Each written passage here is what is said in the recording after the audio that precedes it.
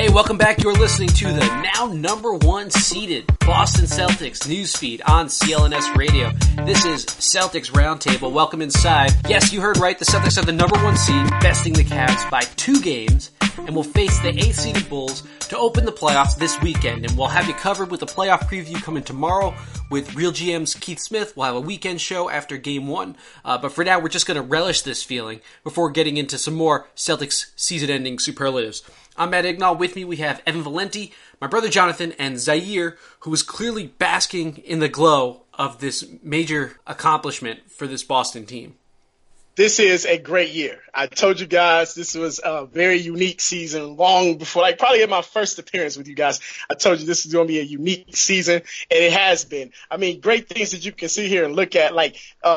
This is a really small step that we don't look at too often, right? But in Celtics history, this is the first team ever to have over 2,000 assists and less than 1,100 turnovers. You know what I'm saying? So when we look at certain things, we always look at our weaknesses and blow them up. But there are a lot of strengths to this basketball team.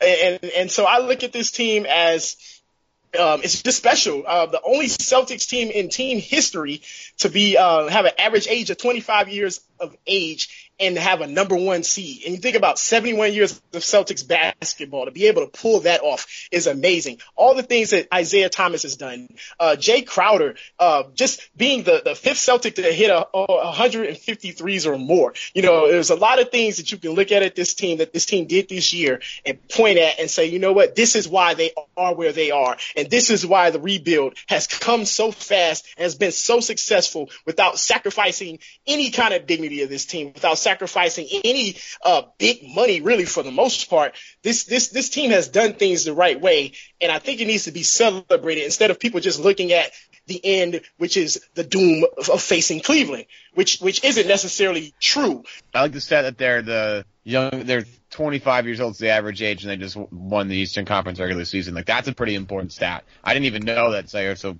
hats off to you. That's pretty awesome when you think about it. I mean, there's so many young guys in this team getting really valuable experience right out of the gate. I mean, this is obviously going to be a much different postseason, I think, for Boston. And the more they play, the better off the young core is going to be. I know that we all get caught up in the season, and Zaire's done a really good job of stepping back and saying, look, this is where we were 3 years ago. This is where we are right now. I can't believe that we've gone from here to here, and that's span of time. There was a great stat about the Utah Jazz. Their rebuild has been basically 10-win increments from 20 to 30 to 40 to 50. Boston went from 20 to 53, what seems like almost quote-unquote overnight. So I want to just reflect on that. That's a great stat, Zaire. Thanks for bringing that to the table. Yes, the Celtics finished 53 and 29. I think that's about where most people had them going into this year. So I can't say I'm too surprised with that. I didn't think it would get them the number one seed. Big thanks go to Cleveland. I thought the Celtics were out of it after they lost back-to-back games against Cleveland and Atlanta. Does this speak more to the strength of the Celtics, as Zaire and perhaps Evan have been arguing, Jonathan, or does this tell you a little bit more about what's going on at the top of the East? It wasn't without some help from Cleveland. The top of the East is pretty good. I mean, every team had their injuries. The Celtics had injuries. The Wizards had injuries. The Raptors had some big injuries, and Cleveland had injuries. But, to get first place is to get first place. People don't knock on the West Coast teams when the Spurs don't go for first. So for people to call the Celtics not a real first place, that doesn't matter to me. You got to sometimes just let things happen. Let things play out and watch. Everybody's an expert. Everybody knows what's going to happen. And then when something opposite happens, and they act like they didn't say that was going to happen. So I just think you really have to let things play out. And a lot of times you got to use the eyeball test. I mean, looking at what Cleveland's been doing. Yes, Cleveland did put a spanking on the Boston Celtics, but I can also say that the Boston Celtics did not look like themselves at all that night. All right, I got to see it happen in the playoffs before I'm ready to make that. I want to be there with you, Zaire, all the time, but I just can't. There's something that's holding me back. I want to see the Celtics do it against Cleveland. The last time they laid such an egg. Look, different circumstances. Brad said this already. This is the regular season does not matter for them, and that's the right approach.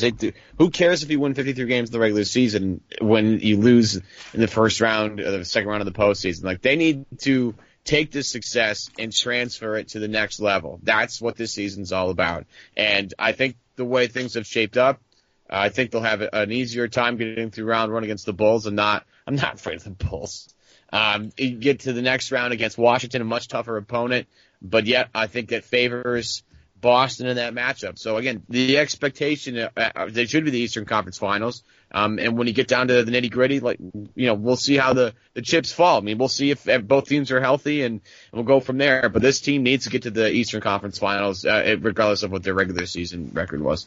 Yeah, but I think it's important to put aside the last two playoff experiences because this team is not the same team. Well, they're healthy. Last year they weren't healthy, Zaire. Right. Look at they played like 7 guys last year, barely. They had nobody, and Jared Sullinger was a complete no-show in that series against the Hawks. So they really only played 6 guys. I don't blame them. Jay Crowder was hurt. Kelly was hurt.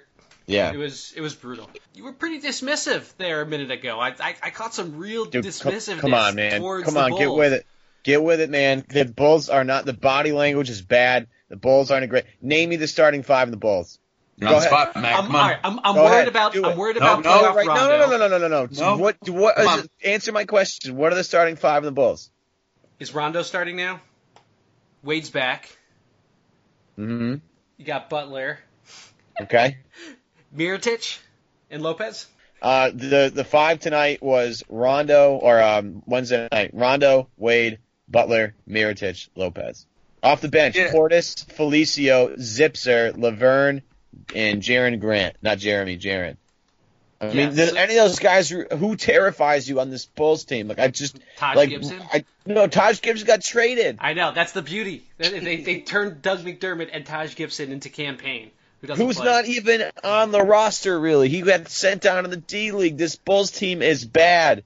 If you talk to I'm just confident. You talk to any Bulls fan, any of them, first off, they're going to tell you Boston's going to win probably in 6 games. And they're also going to tell you that they're going to try, that Garpax is going to try and sell the fans that they're really close because they just made the playoffs. And in reality, this team is a disaster. They have no direction, and they need to sell off Jimmy Butler to the highest bidder so they can rebuild and reload. They can't shoot. This team can't shoot. If Mirotic can't stretch the floor, they don't have a reliable three-point shooter outside of Paul Zipser. And if Paul Zipser in any playoff format terrifies you, I think you need to get your head examined. So if you want to hear more about our Bulls preview, tune in tomorrow. All right, the playoffs are here, and if you want to get tickets to Celtics playoff games, be sure to download the free SeatGeek ticketing app, which is the easiest way to buy and sell tickets to Celtics games. With just 2 taps using SeatGeek's seamless mobile experience, in mere seconds you can buy and sell tickets. And it just doesn't end with the Celtics or any other NBA game. SeatGeek also has plenty of concert, comedy, and theater tickets available too, and it's all fully guaranteed. Listeners to CLNS Radio can support this production and get a $20 rebate off their first SeatGeek purchase. Here's how. Download the free SeatGeek app, then go to the settings tab and click add a promo code. Then enter the promo code CELTSNEWS, all one word, and SeatGeek will send you $20 after you've made your first ticket purchase. Download the free SeatGeek app and enter the promo code CELTSNEWS today. All right, let's switch gears here for a second. We've been handing out our season end awards. Today, we're going to finish that up in a rapid fire style. I got a few wacky ones here. I hope you guys came up with a few. I'll kick it off. For the Celtics, celebrity lookalike. Who's the best celebrity doppelganger? I'm going up and down the roster right now. Only thing James looks like Tupac. That's a good one. I always say, I mean, this is a celebrity in basketball, I guess. Kelly always reminds me of Bill Walton, but other than that, that's your leadoff question. I was getting excited. Rapid fire. Let's go. Delete that question. Delete it. All right, fine. What do you got, Jonathan? I got like the dark alley question. Who you want to accompany you in a dark alley? Jay. Ooh, is it Jay or is it Marcus? Oh, I'm going with Jay because he's a little bit bigger. So if you walk down a dark alley with Jay Crowder, nobody's messing with you, man. Yeah, but when push comes to shove, I know it was a sucker punch, but J.R. Smith knocked Jay Crowder out. I know Marcus Smart would get right back up and keep fighting till the death. I'm walking with Isaiah, man. I think he's going to just do all the work. Yo, sneaky dark horse Terry Rozier. No. No, he'll miss when he swings. What was the best new development from a Celtics player this year? Isaiah's in-between game.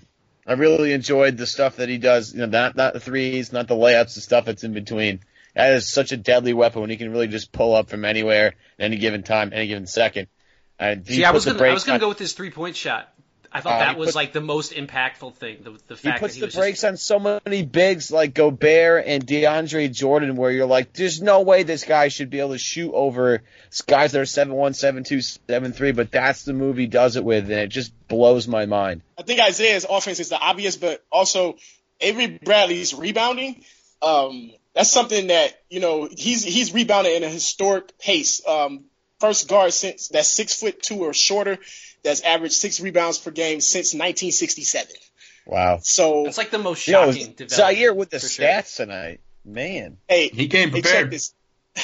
Check this. I mean, the fact that he's the second leading rebounder on the team. I mean, you got to give it up to Al Horford's passing too, but Avery 6'2", second leading rebounder on a team that's not really good at rebounding. His rebound, every one of his rebounds matter.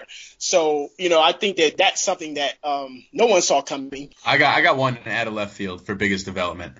Yeah. How about Gerald Green being a veteran leader in this locker room? Okay. Yeah, all right. nice. I see you're going there.